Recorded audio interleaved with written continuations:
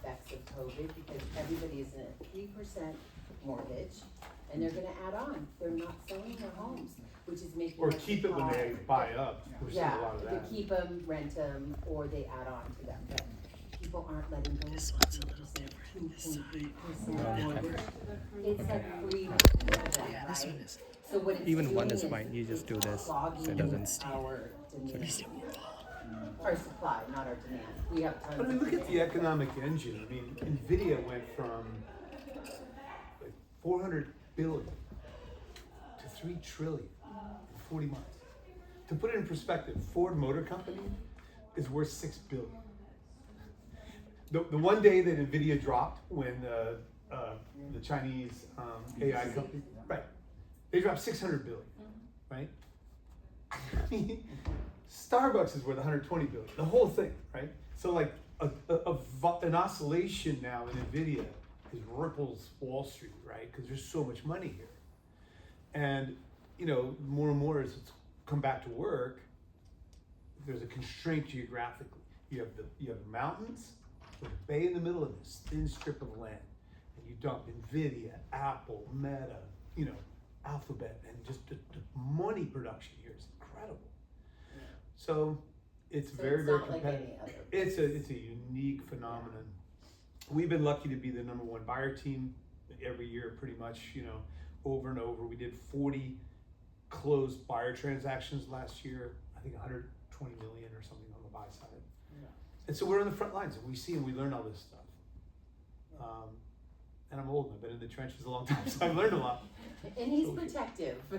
Like he's someone good to have on your side when you're just starting out because he's not gonna let you make a bad decision. So let's get started. So on that note, like I once had a lady, because when we're out, oh, by the way, this is Satish, the draw back there. I'll get to him, and it's my amazing girlfriend, Christy.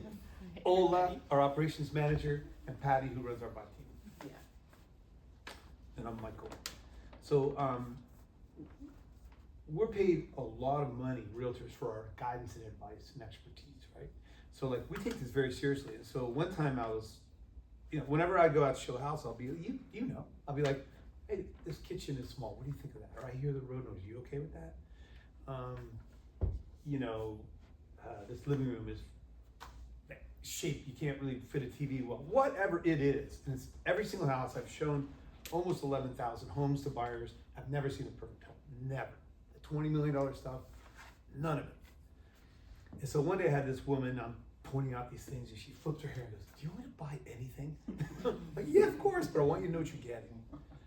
I don't want you to get into something and say, you know, Mike glossed over the whatever. So we take this hard alternative position, which is we tell you every negative. And that's why we just don't have people back out. That's why a lot of listing agents take our offer when we're not the highest. How many times last year of the 40 we got were we not the highest, we should say? Or we were given a chance at the end. Chance to improve. Given a chance to win over the other part, where the listing agent said, okay, if you come up and match, we'll go with you. How many times? Right. What would you say? How many? I would say at least 30-40% of the time. Oh, I'd say more. What do you think? Maybe a lot. Yeah. We got one recently. We were 100,000 lower in the 5 million range. We got one. We're 100,000 lower than a competing bid because that other agent was too aggressive. Yeah. But if we're not aggressive enough and get in there and fight, Then they don't think it's gonna slip away. It's a delicate dance. We'll get into all that. So I just want to tell you, I have some notes prepared. I think I'm better at ad-libbing, but okay. I am honored that you took the time out of your Saturday to be here. We're a team of 10, but we have a unique focus on buyers. Most large teams focus on listings. We're the only buyer-centric team in the Valley. I'm the only senior realtor in the Valley that I know of that works directly with buyers because I love it. It's a passion of mine. And we have a unique process that we've developed. Yeah, like I said, I've shown over 10,000 homes and $1 billion in sales in the last 17 years. One of the keys to my success, I can tell you with no question, has been collaborating with Satish. Satish, you have a sec? Come on over here, man. What are you hiding back here? Just come in. Sorry. Oh, yeah. I would love to just stand. Well, I can't roll around in these. And so Satish is the #1 lender most years in all of Wells Fargo nationwide. So he does like $1 billion a year in loans, and we're often his #1 partner every year. So why does that matter, right? So if you're a listing agent, what do you guys think the #1 fear of a listing agent is? When let's say they prep this house for 3 months, they put $100,000 to paint it, landscape, big open house, they have 10 offers. What's the #1 fear? What do you think? Get appraised. That's Good one. indirectly Good right. one. Yeah, that's definitely part of it. DJ, any idea? Like the listing agent, they have 10 offers on the table. They're fear driven. Yeah, maybe the offers are not meeting their expectations. Yep, that's a biggie, right? They're like, hey, we had hoped for more. Let's say they're But- great offers and they're going to try to pick one. But in Bay Area, I don't think that will happen. Yeah. If you price it right and prep it right, they will come. Right? #1 fear. The buyer backs out? The buyer backs out. Yeah. Ding, ding, The ding. buyer backs out, right? Why do people back out? All the time. Now, not our buyers. They back out because the agent glossed over things. They didn't prepare their finances correctly. It was too rushed. They didn't understand. Whatever. We see it all the time. Now, we as a buy team love. I mean, we feel compassion for the sellers, but we love the opportunity it creates for our buyers because we can come in and get stuff that's hammered down. Because if they have 10 offers and they pick one, and 9 go away, and a week later that buyer cancels, what does common sense tell you is going to happen to that price? They're going to get right, exactly. Yeah. They're going to be in a vulnerable position. So if you have an out-of-area agent with an online quick and pre-approval letter, and the disclosure package is a hot mess, or you have the Galley team that you've worked with 5 times with Satish, the gold standard lender in the Valley, right? And and it's a little bit less, 10, 20, even 100,000 less recently. Who would you take? Because it's a risk. It's a risk reduction strategy to take the solid offer, right? And part of our process, where I'll tell them, look, I talked about the busy road 4 times. They didn't flinch, right? So one of our biggest things has been Satish. He knows all the top agents. Most of the top agents work with Satish. And I literally went into John King's office one time, and he goes, we used to present in paper, right? I'd say, and here's our pre-approval letter from Satish. He goes to his buyer, we're good. Satish, you want to just take a minute and introduce yourself? Absolutely, Michael. Thank you. Thank you for this massive introduction. Great to meet you guys. Thank you for pulling the time on Saturday morning. This is one of those, I would say, inclusive meeting or very exclusive meeting for us to have this conversation, which I usually have it one-on-one with my clients. Yeah. And this is like mortgage and finance and real estate 101. I can't be more happier to be part of this. This is my 21st year with Wells Fargo. Completed 20 years with Wells Fargo mortgage finance, and that's been the only field I've been in this area market for about 19 years out of the 21, all in Bay Area, South Bay primarily, and then Los Altos and Mountain View, Palo Alto market. I've known Michael for about 16 years now out of my career. There are so many realtors I worked with and I do work with. Everyone has a uniqueness about how they do business, but the transparent advocacy and I would say the backdrop of any business, how he handles it or about his clients is just second to none. He's the best on that space. Love being partner with you, love what we do together. And as he said, he's the #1 buyer's realtor in this market space, and his team.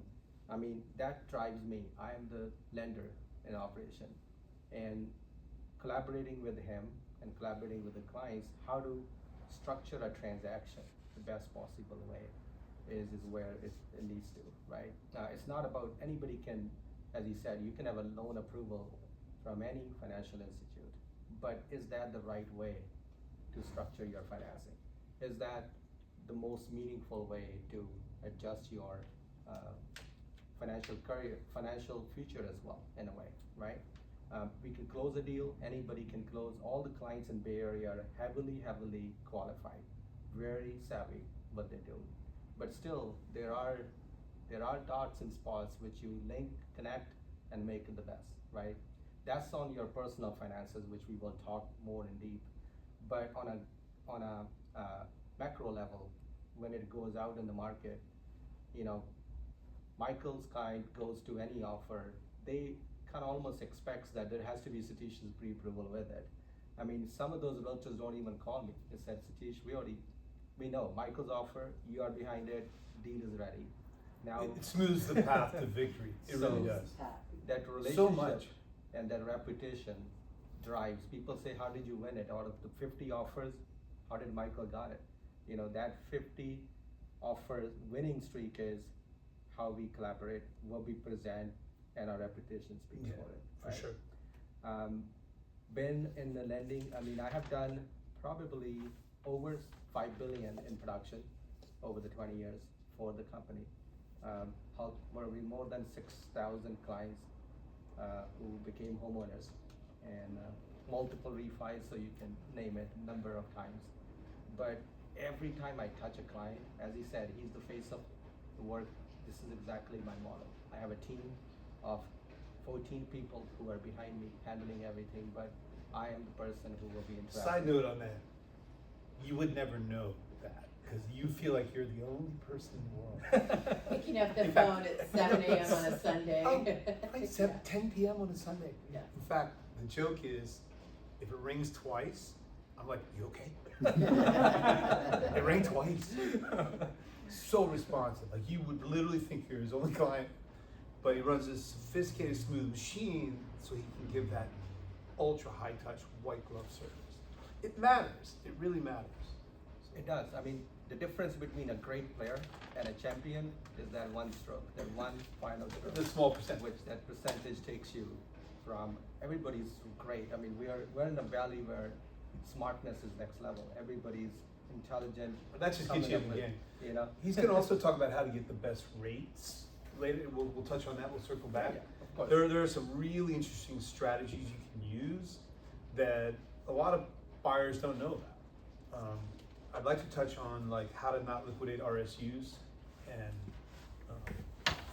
See, our plan is to, and I'm gonna take Michael, we're gonna keep back and forth on conversation.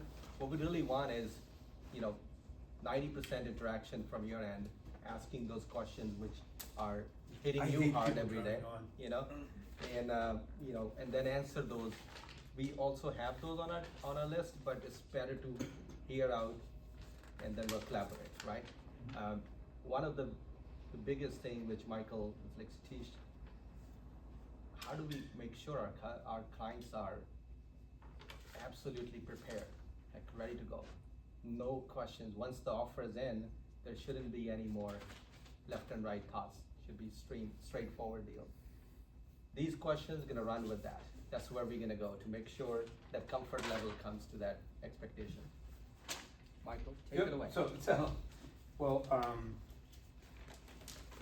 So one of the things I like best about Satish is he'll tell me, you know, I'm just not so sure about this file. If they can go to whatever price. Most lenders will say, I think I can. They'll kind of overpromise. And so I like that he filters really hard up front and gives it to us straight. And that allows me to go into negotiation with confidence. But you know, it all starts much before that. Like if you're looking for a house, we do a 1 hour sit down interview. Like, what if somebody died in the property? Would that matter? Do you follow Vastu? Do you follow, you know, what about a fixer upper? You know. And it morphs, like we're working together already. Right? Like maybe, okay, well now we'll consider this additional neighborhood. And anyway, there's a lot that goes into it, but we really try to find out up front what you really want and need. That way when we're out in the field, we say, you know, you said you didn't want a big project. This is gonna be a project. Anyway, do you have any questions up front? No, I just wanted to say that lovely to see Satish in person because we worked with both of Love you. to see everyone in person. And, Right? Michael, we Because hadn't when we seen bought you. a home with you, it was behind a mask. Yeah, so we saw you behind the it's, mask when we bought a home with I you. don't think you're We've never saw never the nose seen your below. face. Isn't that so interesting? Do you remember the PED forms we had to all Yes, sign? do you remember the Yes. feed forms? Yes, I do remember. Do you know what's interesting is swimming pools usually lower the value. Yeah. Isn't that interesting? People think they always say lower it. Yeah. I mean, if you're in the big ones in like Atherton or something, then it's different. But if you're in a regular house and the pool is in the middle of the yard, our listing team will just take those out. It's $15,000 with a permit. Takes a couple days. Throw some grass and then, can you show the play structure we put up? Yeah. So we just think about this. If you walk out and there's a swimming pool, the mothers are like holding their kids and, you know, but if you, and it's a big grassy area with a play structure, people are more inclined to go for it. Many things in the inspection reports here sound scary, but they're not, like, termites, they all have termites. Foundation. Foundation cracks, they all have foundation cracks. And you know what, even if it's a damaged piece that needs to be repaired, it's a lot easier than a bathroom remodel. Way easier. All they do is if this is this house, they dig a little trench, pull out the piece that's cracked, frame it with plywood and jet concrete, and pull it apart. That's it. That's really all it is. I've done it myself. In fact, I lifted an old house up in downtown Mountain View, dug the basement deeper by hand and built a whole foundation. It's not that hard. Not like a kitchen, no way. So some things sound scary, right? Like foundation cracks, but they're not that scary.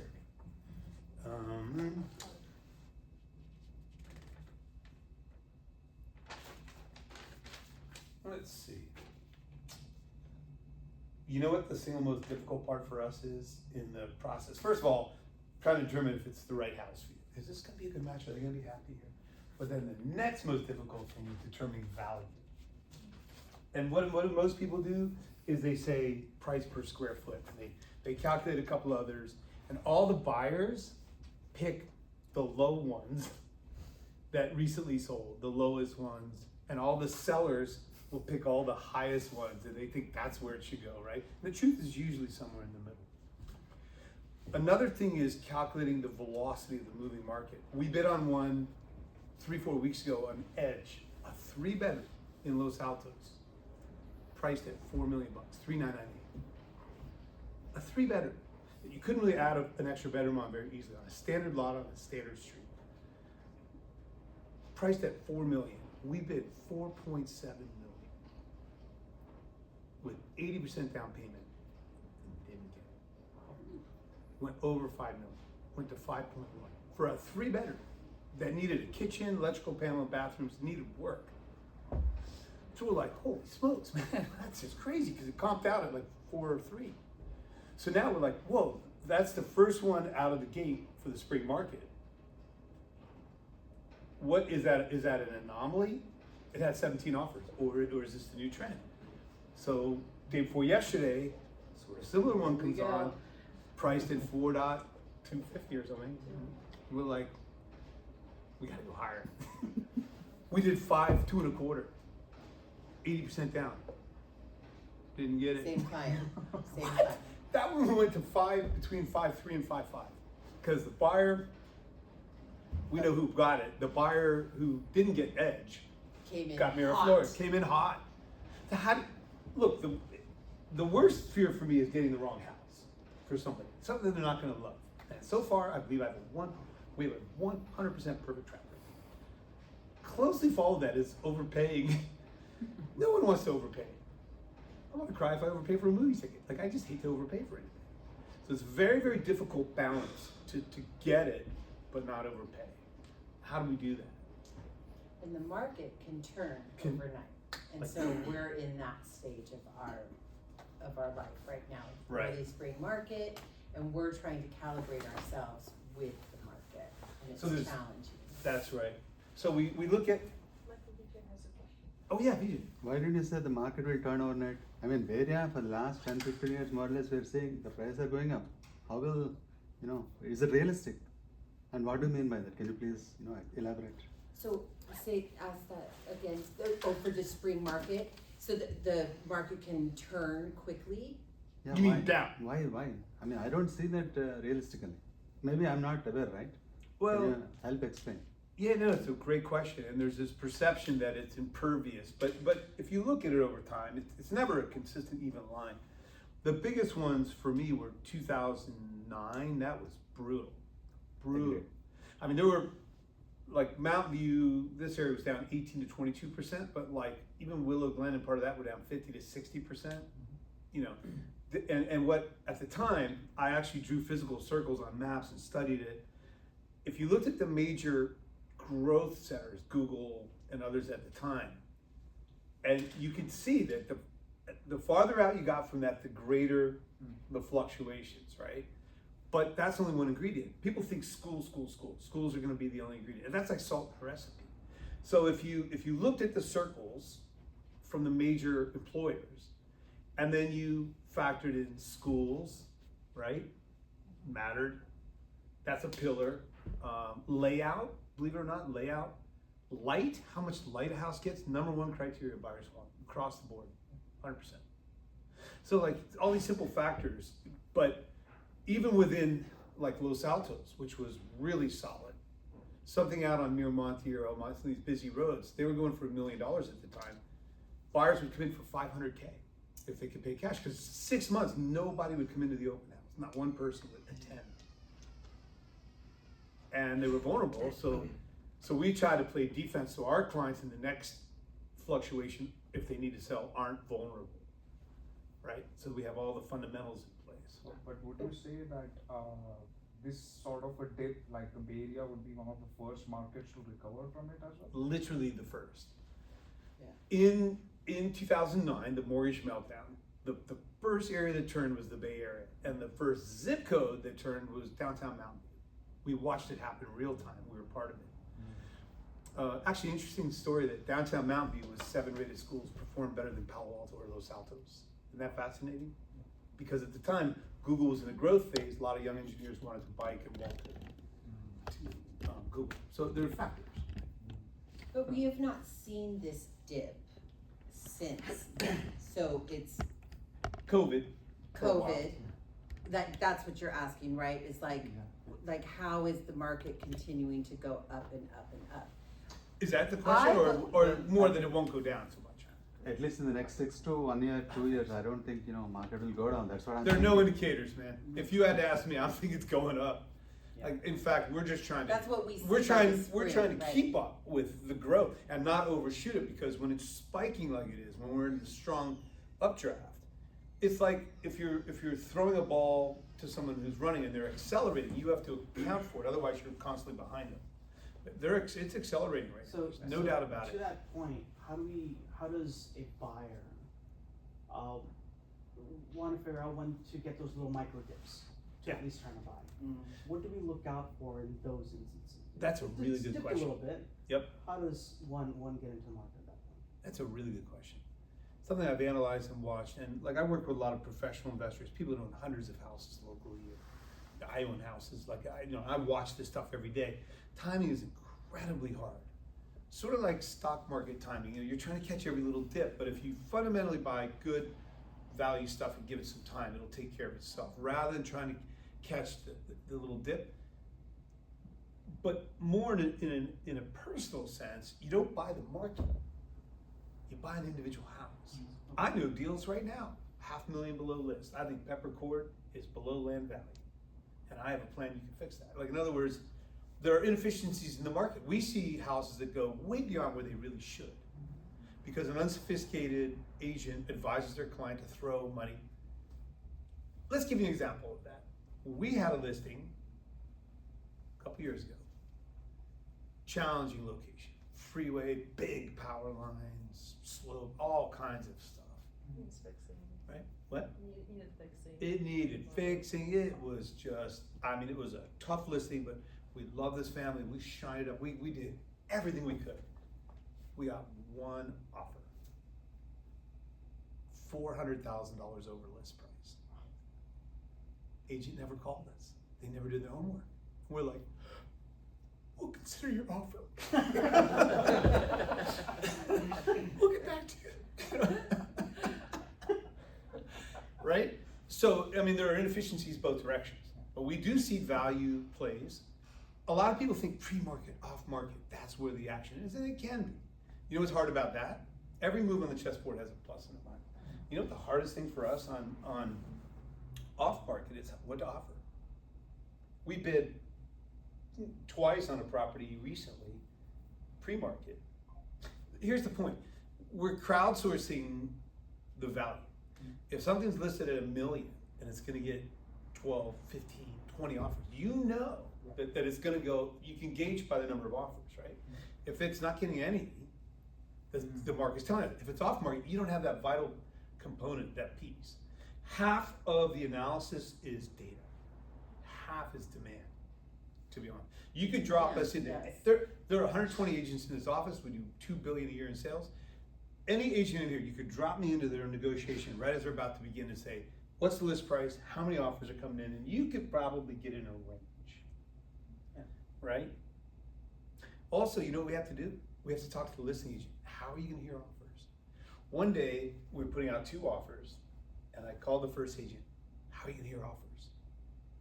Clients in China, can't reach them. No counter offers, 1 and done. Offers at 3, we're gonna wrap it up at 310. Oh, jeez. I didn't even put down the phone. I called the next agent. How are you gonna do it? Well, she's this sweet older woman. We like to get every offer and then tell everyone what all the offers are. Well, of course, we're gonna come in at the very, very lowest, but even that is a risk, right? Because if you, let's say, I think that was gonna get 10 offers. If you're the lowest, and in the end, you're close to someone who started out higher, they're not gonna pick you. Just out of fairness and the perceived risk. So you have to kind of even gauge that. So what we bid is the single hardest part, to get back to the main point. And so what we do is we gauge interest, we find out how they're gonna hear offers, and then we sell our offer. And that's where we come back to Satish. We're like, it's a Satish offer. Or if our buyers are all cash. You know, I think around 20% of all closings last quarter in the county were cash. So we're up against cash. We often beat cash with Satish. I remember the first person who ever used that on me, they had a Satish loan. It was Lynn Wilson Roberts. And we're in the conference room and she comes in and she goes, I said, well, Lynn, we have a cash offer that's equivalent to yours. She goes, well, mine's better than cash. I'm like, ain't better than cash. What's better than cash? She goes, well, Satish. I go, what do you mean? She goes, well, they could have millions of dollars. They could be on the edge of bankruptcy. You don't know. They're just showing you an account. Satish has looked at the entire history, financial profile, and stamped it that he can get it done in the same amount of days as that cash offer. I thought that was pretty cool. That's pretty cool. Yeah, it was really good. It's like wrestling. You know, you're not used to somebody getting a move that can beat you. But anyway, so you know most offers are non-contingent. You familiar with that? So basically, you've read the reports provided by the listing agent, and we rely on those. A lot of people come into the process suspicious of those. I've never heard in 20,000 reports I've read. I've never seen or heard of anything. Have you? And they're all licensed and insured. And Yeah. they have to back up. If they miss something, they're responsible. But people come in very skeptical of that. Yeah.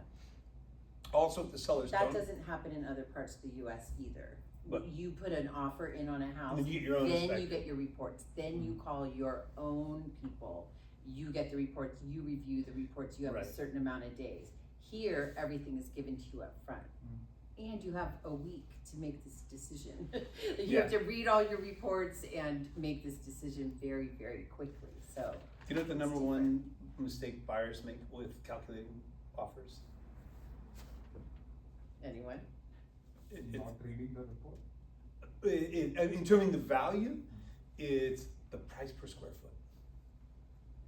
They think, well, that one sold at a certain price per square foot, but it's so different because layouts, I can go into a 3,000 square foot house that feels amazing. And some 3,000 square foot houses, you just wonder where the space is. It's so inefficient. Also, a staircase, if it's a 2-story versus a 1-story, lot size, because the land is the most valuable component. So you have to, when we do price per square foot, which is a vital characteristic in the process, you have to make sure same roughly lot sizes, same general house sizes, because a large house sells at a much smaller price, lower price per square foot. A tiny house has a high, so you have to make sure you're talking like same size house, same size lot, one story versus one story, same condition, not on a busy street, et cetera, et cetera. So you have to standardize all the data, and then it's very relevant and can help us quite a bit. But this is one thing I put up front, and still a lot of buyers get sucked into hanging on to that a bit too much. Well, it should sell here because of the price per square foot, when it's getting 10 offers and we know it's gonna. It's because our clients are data driven. It's very data driven. And there's a component of art and science, particularly like on the example I gave you where Edge and then Miraflores where the market's moving. You're looking in the rear view mirror to figure out what's up ahead, and there's a certain value to that, but only within a framework. Am I geeking out here, or is this helpful? Right. Very helpful, good. So negotiating. So we have a negotiator on the team. She's not here today. Her name's Jasmine. She is. I handpicked her amongst the team to be our negotiator. She is so naturally talented. You know, some people can just cook. Anything they put together is, or a musician. She's like that, and she's very soft and gentle. But I call her like the iron fist in the velvet glove. She can drop the hammer, and she is such a good negotiator. And she can get information out of listing agents like I've never seen. Not I mean that in a schmoozy way, but she builds relationships, trust, and communication. And she, like the example, the one she got us that were 100,000 below, because she gently kept in touch, wasn't hammering. This is a very difficult part.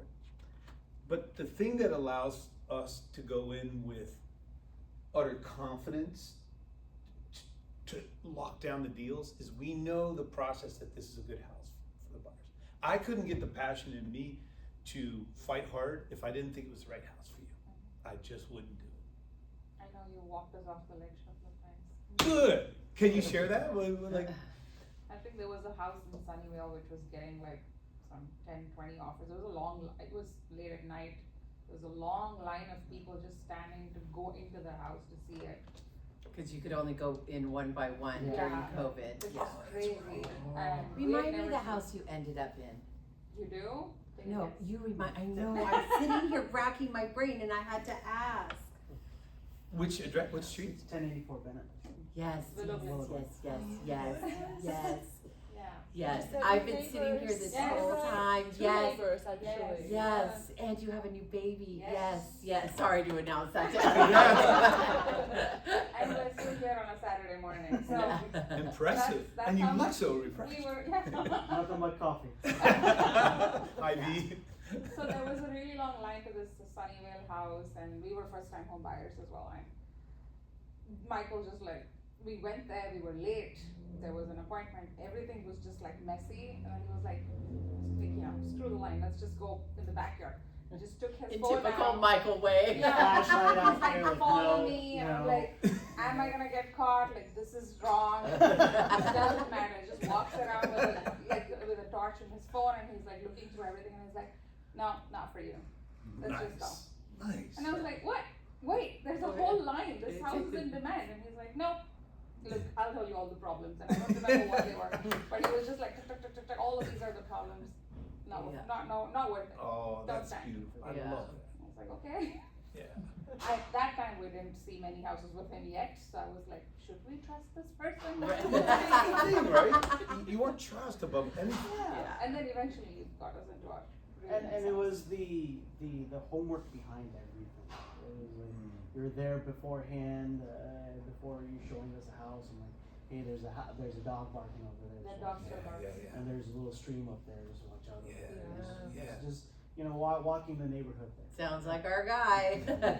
Actually, the whole team culture is that way. We've Yeah. grown since then, and this is the thing I've inculcated from day one: is look for all those negatives, because we're paid to help you with that, right? We're like, I remember going to Kenya, and he's like, "Don't touch that one." I'm like, "Okay, not gonna touch that one," right? Or this is okay.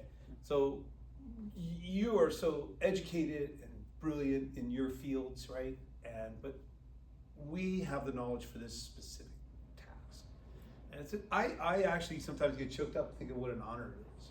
I mean, really, the best, brightest minds in the world trusting me to help them make this vital decision. We really take it seriously. So, and the team grinds 15-hour days just pouring through trying to make every detail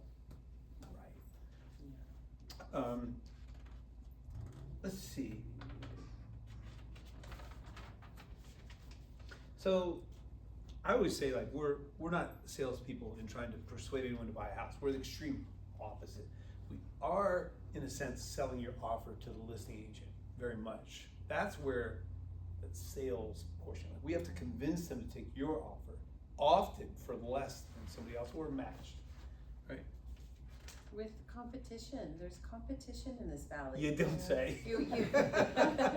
We just won one with one offer, but I cannot tell you the last time we were up against one offer.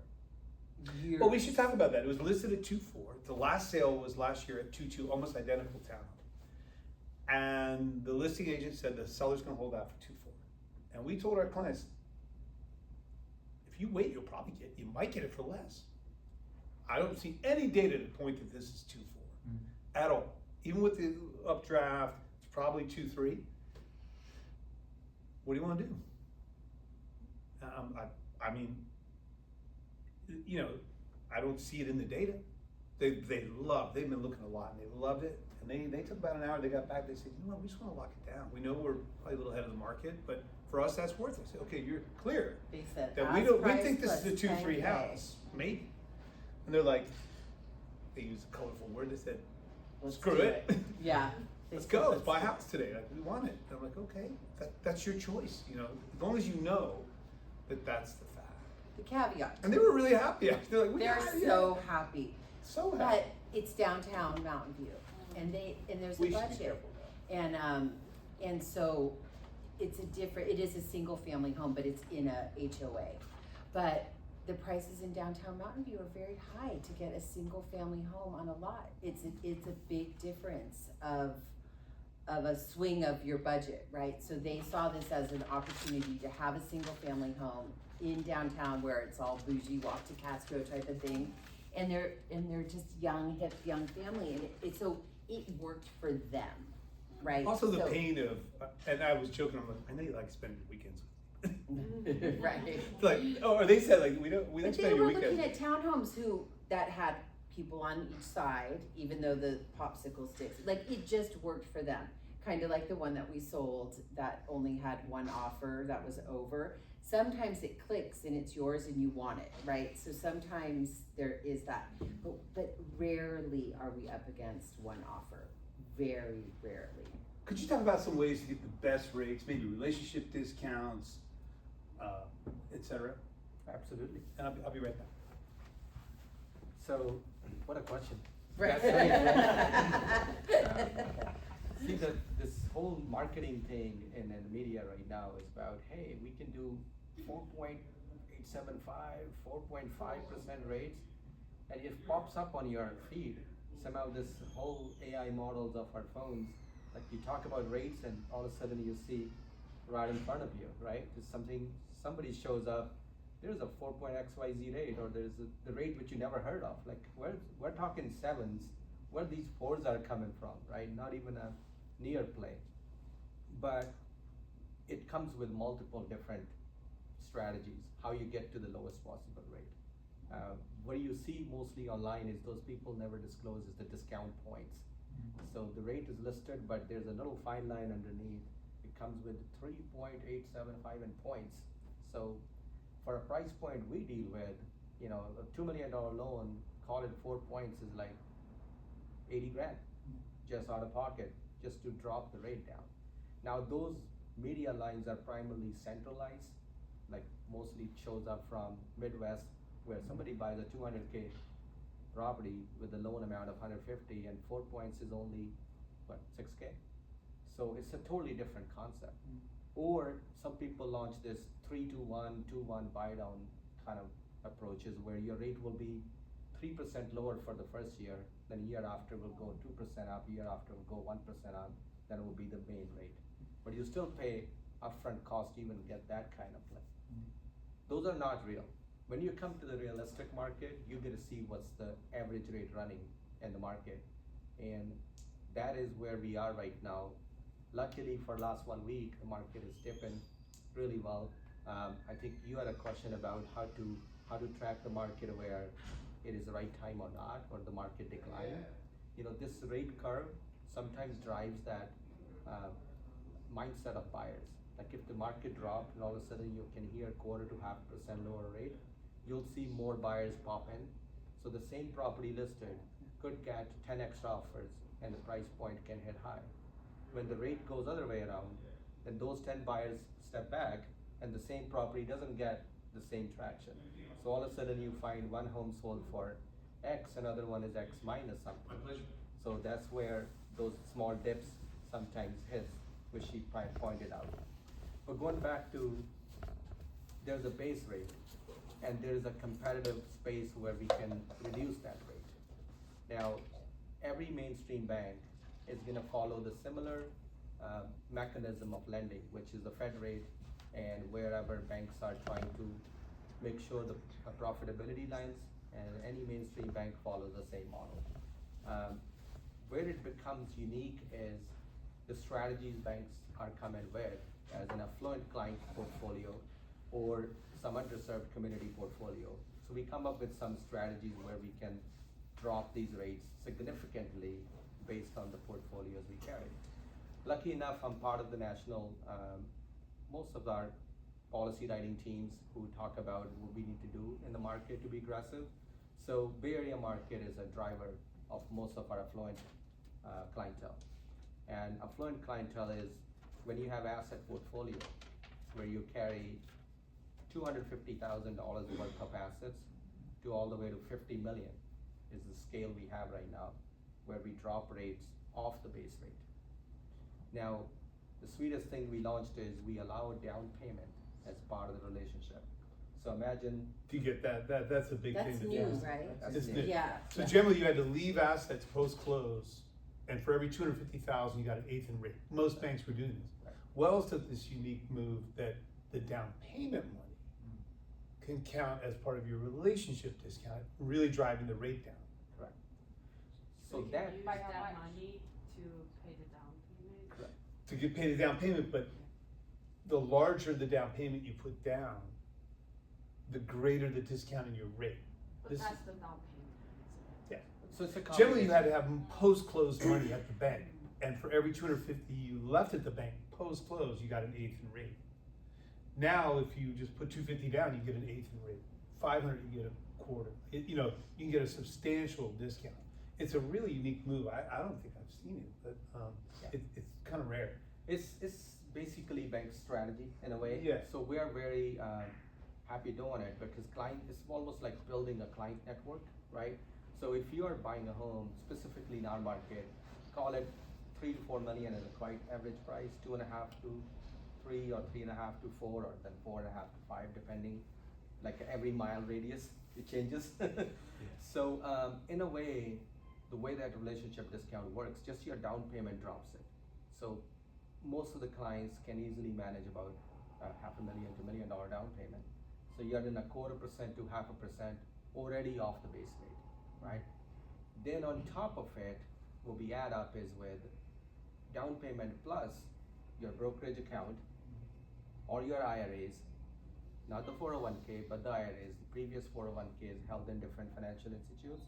Collaborate, put it together, and bring it over to Wells. When you bring your brokerage account to Wells, you are not selling anything. No capital gain, no taxation event, no cost basis loss. Everything remains original.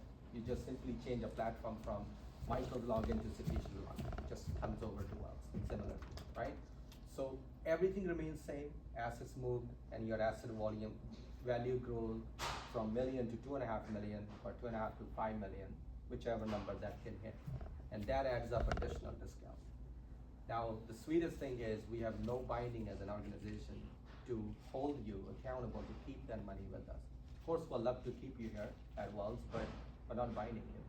So if next day you need to sell those stocks, you need to take it away, move it on, do remodel, you're free to do anything. You know.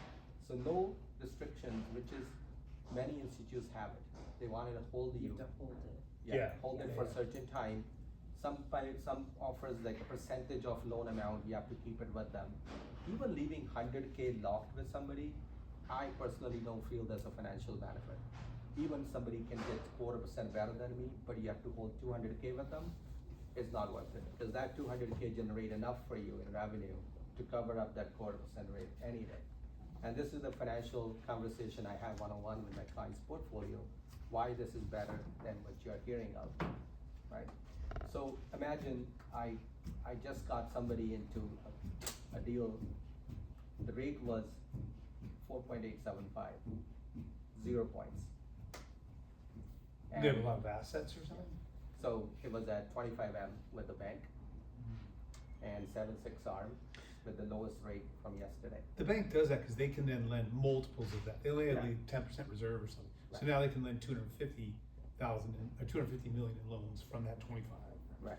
So they're multiplying it. Yep, so it's So I think relationship discounts help a lot, That's- credit scores. That's the biggest thing is a relationship discount, if you're competing across the banks to see who can do what.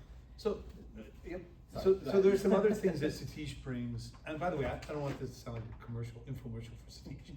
He's here, even though I kinda do, but It is But internal Ola, commercial. Ola, would you take a minute and just talk about like why like we work with a couple other really strong lenders, you know, we're required to give different lenders. Can you talk about like why the short close is so important? Why showing excess purchasing power on the pre-approval? That's vital, it's huge. And the large down payment, like in the short close. Can you just touch on all that?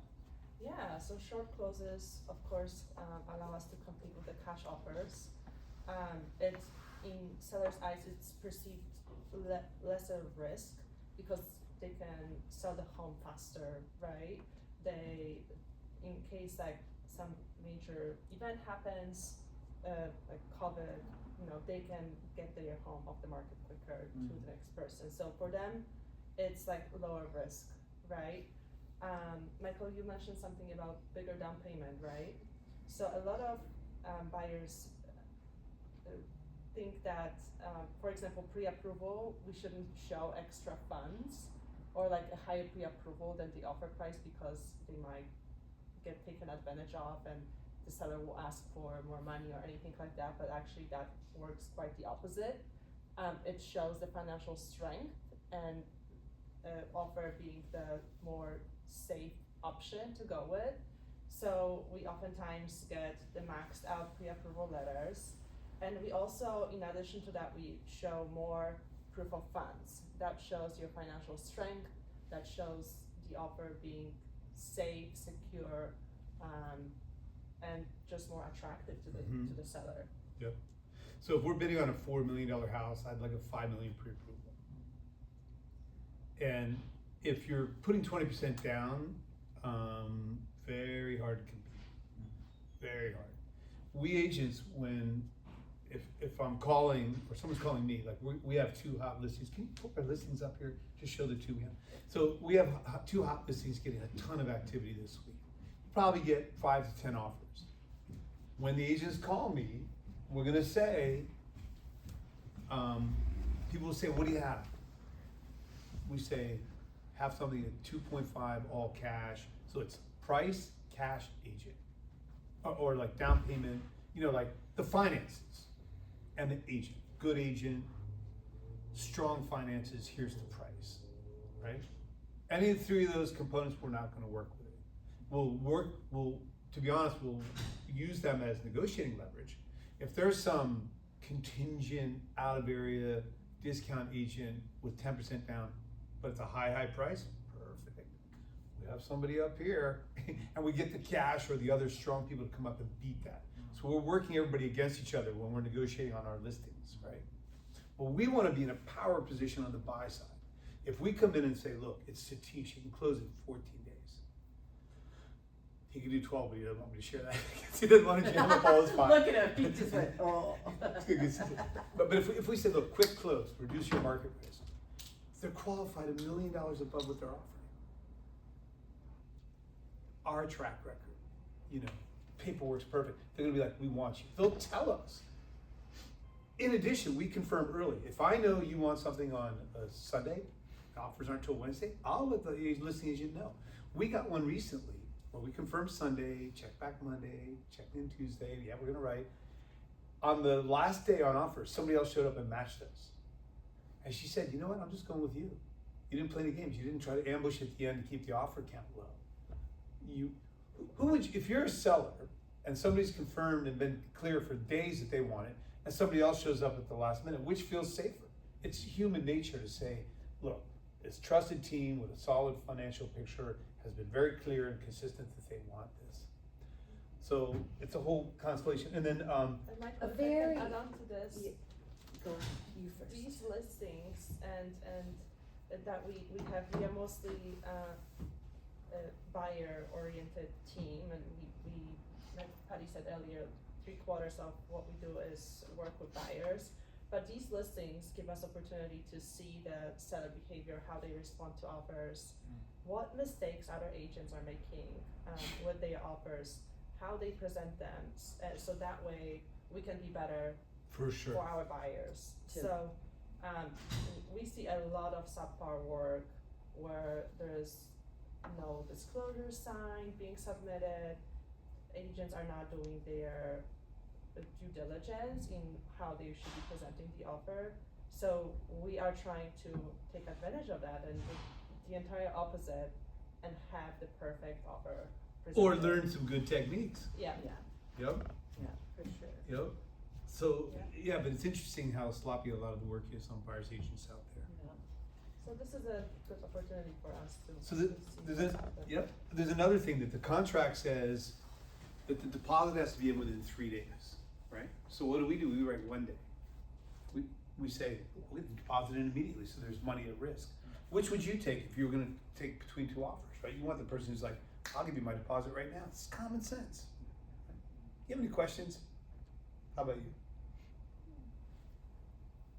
I have one. Yeah, come It's on. like kind of off topic, but so we keep hearing about this term called house poor, right? And usually it's defined like based on your income, right? Yeah. However, I think the Bay Area is pretty unique because like most of the income is RSU, lot of the income is RSU based, right? Right. So Bulk of it. yeah, and so if we go with like the traditional or like the general wisdom around this, you would come to a very quick conclusion that hey, unless I include my RSUs, I'm not going to be able to afford any of these houses, right?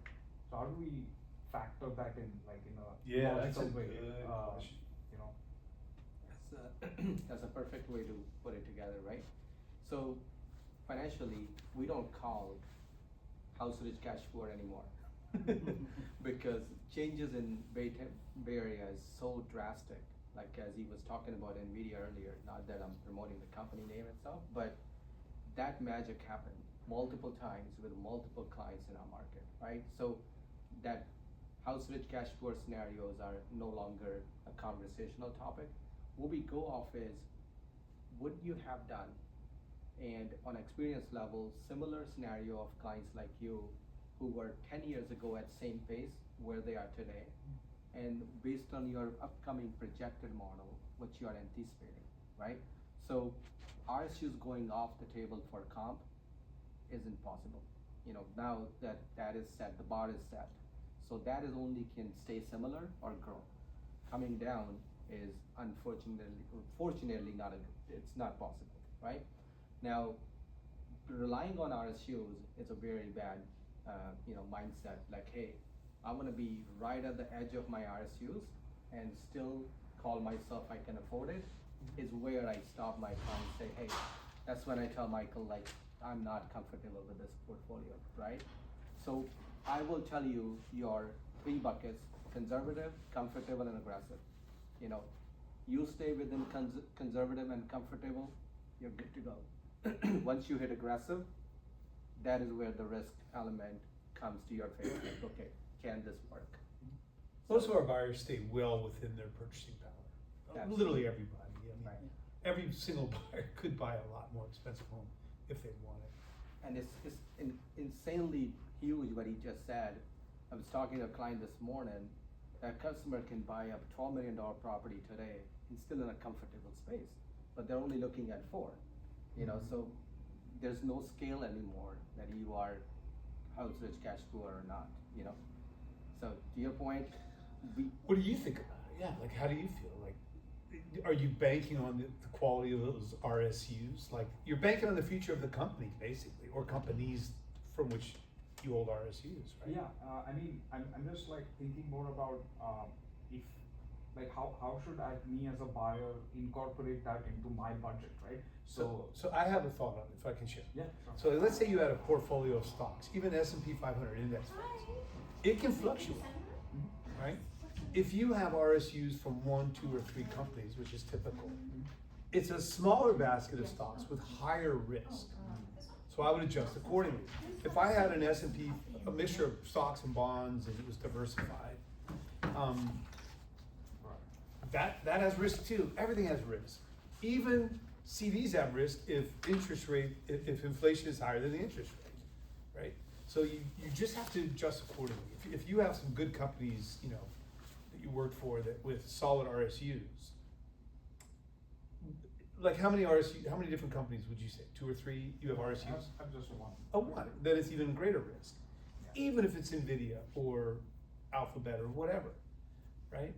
They've been very amazing track record, but it's only one company, right? And so I think there's greater risk. I would adjust accordingly and be conservative with it. Wouldn't count on it performing well. Makes it harder, doesn't it? Yeah, that makes sense. Yeah. and this may be a little off topic for you to know, but I would suggest when you have a one concentrated position in stock position, try to go into a diversification. Yeah, You know, for as sure. soon as I mean, possible. yeah, but I meant like RSUs, like, cause that's tied to a Right. company, so Yeah. I need to like diversify other ways, but yeah. Yeah, and you know what a lot of our clients have been doing lately is not cashing in RSUs. They don't want to create a taxable event. Yeah, And if the company's doing well, why would you? You know, so what they're doing is borrowing against the RSUs to purchase the homes. That I'm seeing emerging as a trend. How does one do that? How's So that they don't sell the stock. That's or- right. I'm seeing that a lot. so that would only mean like with vested RSUs, right? Correct. Vested Not RSUs. Yeah. So how So- does it impact the rate at that point? Yeah, not much, right? It has no impact to the rate. Isn't that fascinating? So Yeah. I think this is a move we need to be talking about a lot more, at least putting out for We've consideration. been learning about it recently as well a lot. Right, because if you sell the RSUs, then you take post-tax money, Exactly. right? And you're applying that towards the real estate asset. If you can keep that going, no taxable consequence, pull against it, you actually get a discount because that interest on that is deductible. Mhm. So you actually have a tax advantage. But it compounds the risk he's talking about, Exactly. right? Because you're putting more on that one pillar. And is it beneficial to have multiple company RSUs at that point? I think so. Diversification, just like multiple underlying stocks on a public market. You know, if you had Alphabet, Yeah. you know, whatever, Meta, Could you do RSUs from a company and S&P 500? Like, could that combination work as well? yes. Okay. Not all lenders, but I know people have large stock portfolios and the bank would just lend against that. Do you guys do that with, like, if you have a mixture of? Absolutely. Was it always there or is it a new thing? It's been there. Always This there. lending against, But I think in this valley, a lot of people unnecessarily cash in RSUs, create a taxable event that they don't need to do. Again, you're putting yourself in a bit of a leveraged position potentially. You have to look at the whole portfolio. But I gotta tell you, I think the most, it's worth considering. I think Shravan had a question about that. how does the loan rate affect that? Just against the RSUs? I don't think it has an effect. It's the same So- rate. So we consider that as a down payment. Okay. Coming from a margin loan or borrowed money against the assets. Yeah. It has nothing to do with would be offering it as a loan. Would you like? So it's like a complete separate event.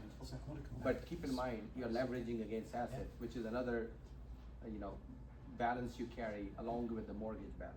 So to his point, like, is that over leverage or is that enough for you to balance sheet, right? So you have to kind of define where the boundary is, how far you wanna be stretched, because margin loans are great, but if the market do the reverse of it, then you are in a margin call scenario where you may have to pay that immediately to a certain level. So the risk comes with it, but it does allow you to a point you can manage it as long as you're keeping it in a nice, stabilized bucket. So when you talk about margin loans, so that feeds into the mortgage, right? So does it go towards like the down payment? Like how do we think about the margin loan and the mortgage together? Yeah, so margin loan is a separate entity. Yes. So you have a balance which is used as a down payment, but you have to pay interest on it, Right. on that front, Yeah. and that is balanced under your portfolio, right? So your financial advisor can manage that. I see. With the bank, you just pay the mortgage payment back to the bank. There's a risk here. Every move in all this has a risk and a reward. The risk is, let's say I have a portfolio of stocks and I take a margin loan against it to buy a property. Great. If the value of that account drops, they can do what's called a margin call, and I'll have to liquidate something to come up with money. So you don't want to turn the levers too hard to the extremes. You want to have a cushion in there where you're not likely to get a margin call. So, and we don't give tax or financial advice specifically, but this is something, just a heads up. Talk, maybe even internally at these big companies, they have free legal and tax advice. Most big companies, ask them about it.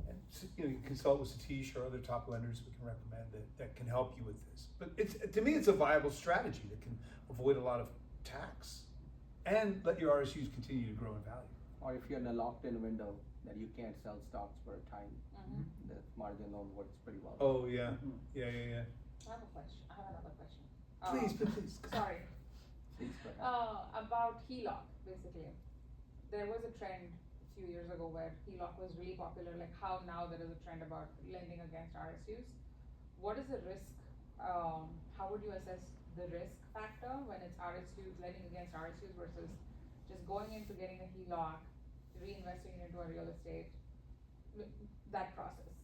What is more risky according to you, and what's more like, which will, yeah.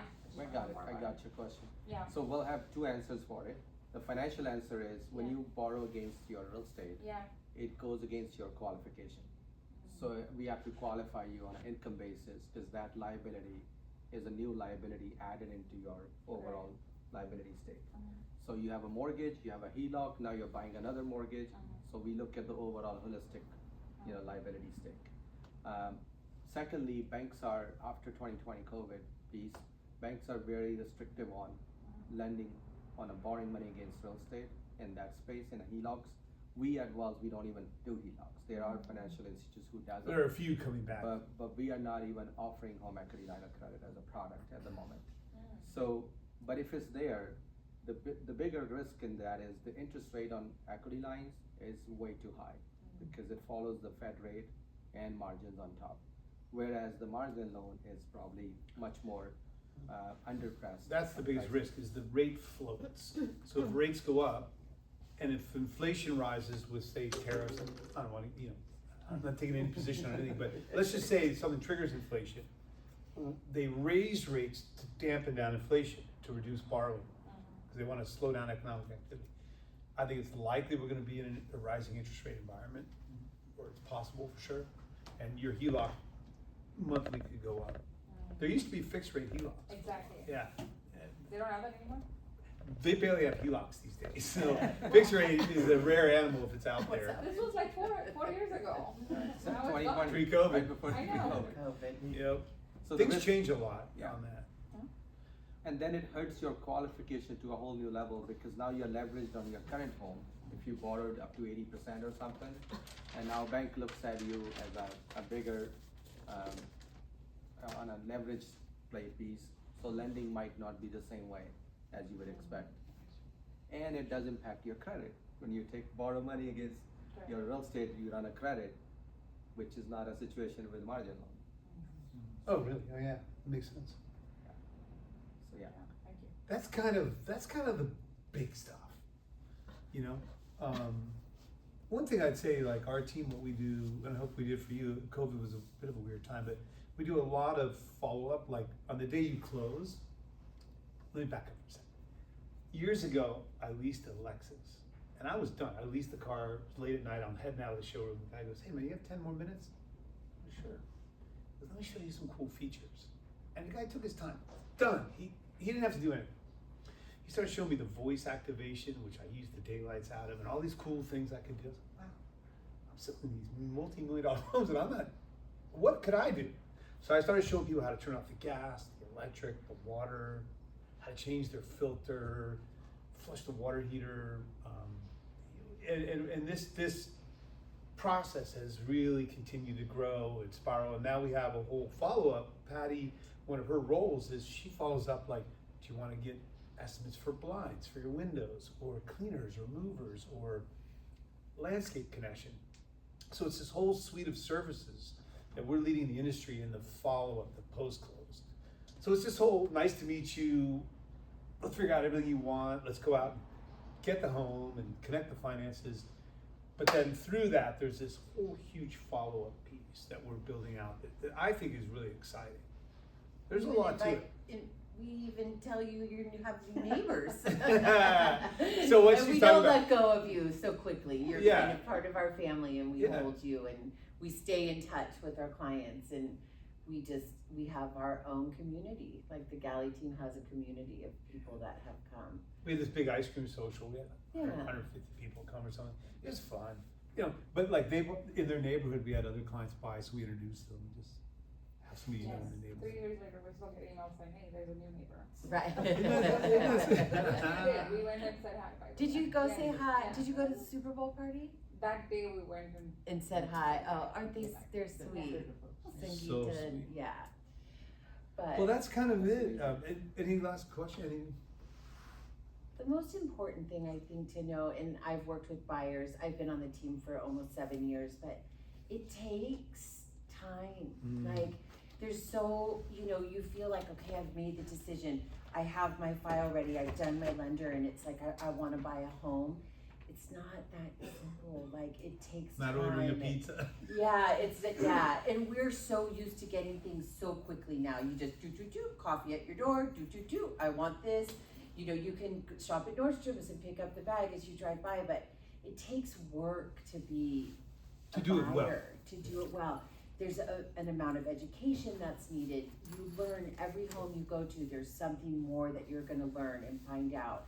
And it's a process, but it clicks. Like, there's gonna be that time when you walk in and you're like, this is our home, and we're gonna put it all in to get this home. But you may lose 5 homes. Like, Yeah, I think you may put in 5 offers, sometimes 7 offers. We've had people on our team from 3 years. We just got someone in contract 2022. She was a new buyer. We haven't even shown them homes.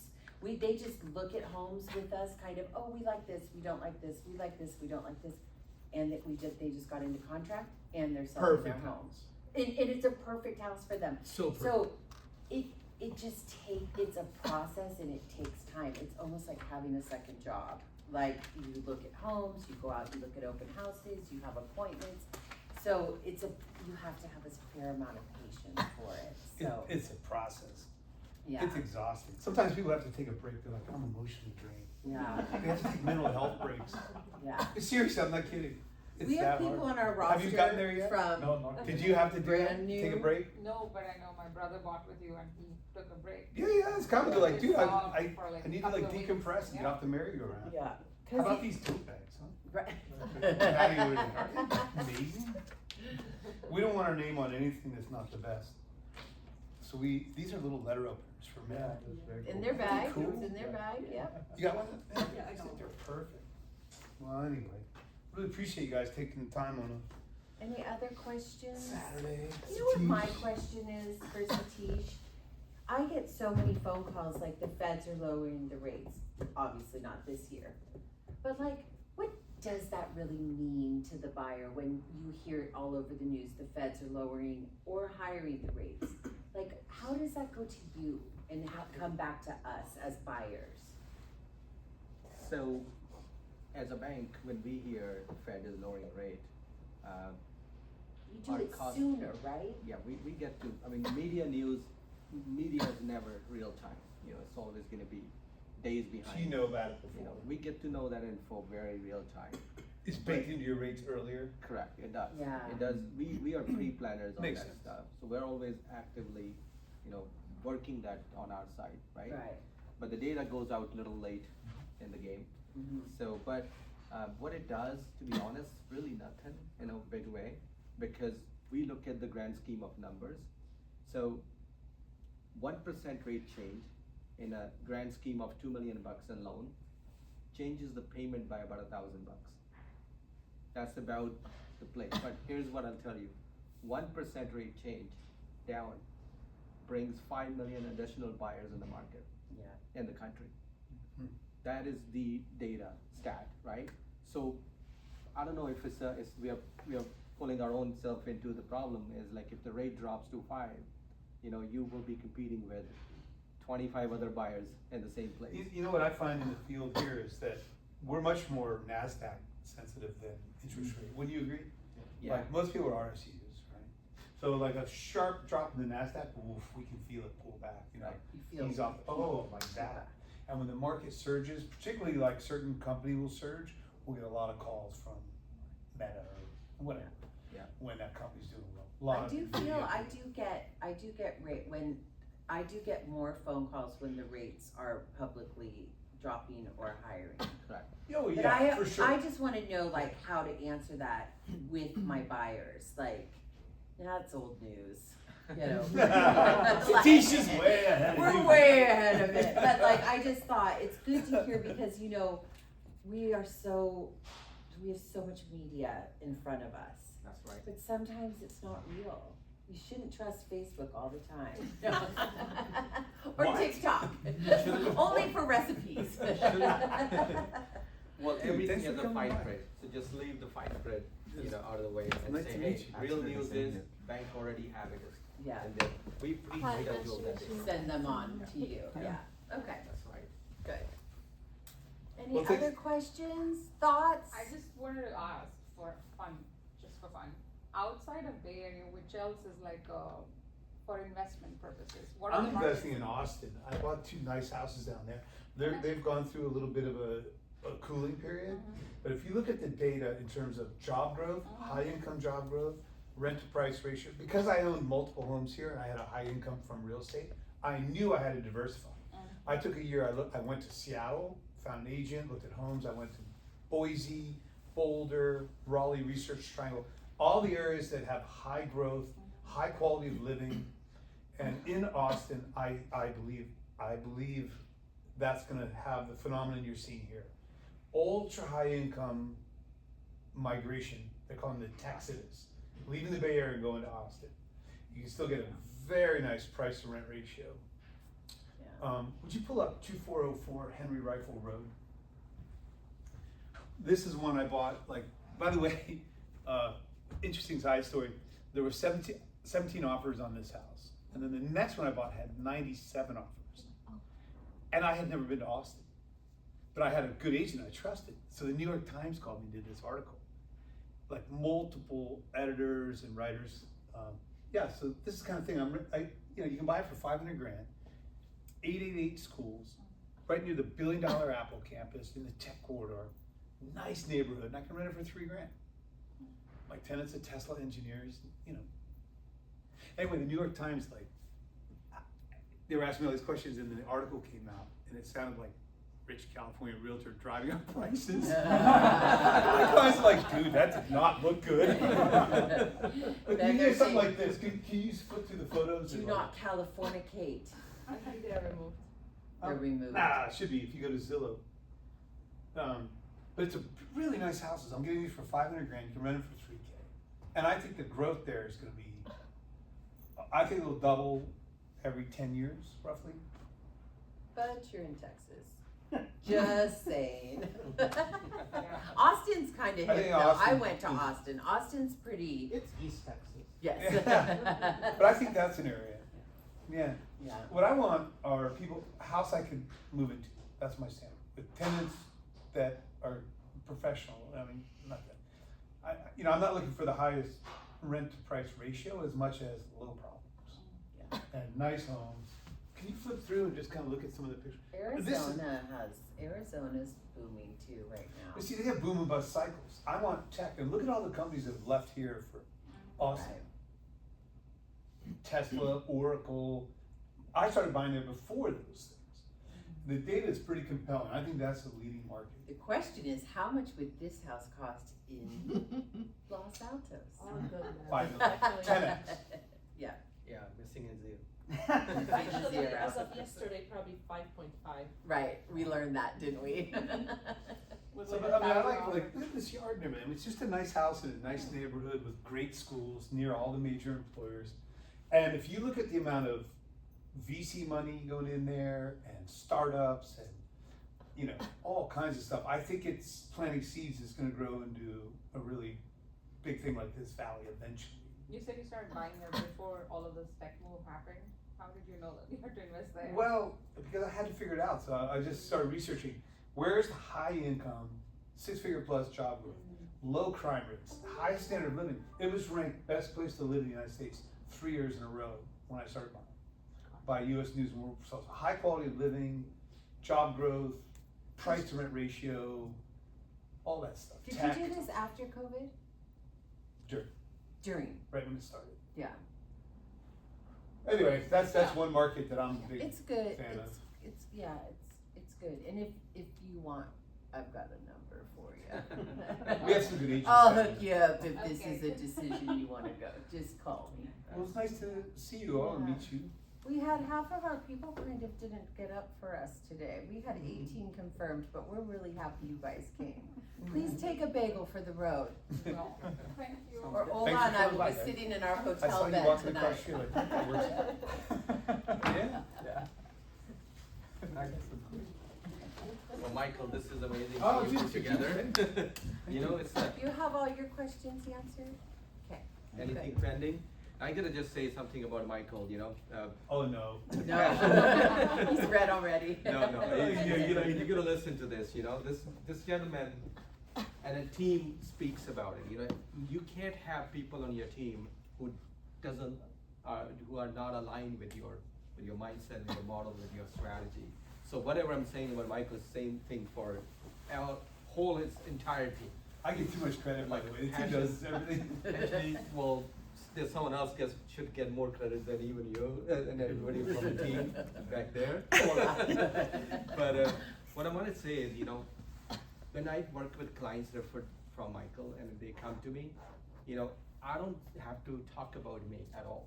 I'm already completely sold. I have to live up to the bar he has set, basically, right? So the expectation and the way the clients trust and respect him, I heard multiple times, it's all about the care, and the passion he has. You know, that passion speaks about from the first handshake hand to all the way, and I know there's no ending to it. It's like a lifetime partnership and relationship, right? I changed his name from Michael to Magical Michael. And we call him the Great Satish. It's a big love fest. It's ridiculous. It's the relationship we have, you know. He can think I would say the same for all realtors, not really. And I'm sure I am as one of the lender, he has many others, but I love to have this relationship we built together. You're the gold standard, I mean, honest. And we're not here to kind of say, work with me or work with him. We're talking about you analyze the quality. You know, quality always gonna succeed over, people can write, Redfinders can write offers left and right, but that doesn't mean anything. And lenders can be all over the place, but that doesn't mean anything. Can they execute? They execute right? You know, the biggest overbids we ever see are from discount agents. That's right, they screw up their wires, right? But we are here to help, we're here together as a team, and appreciate you having me here. That's And nice. thank you, everyone. That's great. Thank you so for much. coming. Good to see you guys. Take your bags, take your cups. I'm a hugger. That was really helpful. Yeah. Good. I'm really glad to hear Take a that. bagel for your ride home. Everyone, I'm not kidding. Good to see you, Tuck man. them in your bags. Yeah, now we can hug. This is I so know. cute. I know, now we can see your faces kind of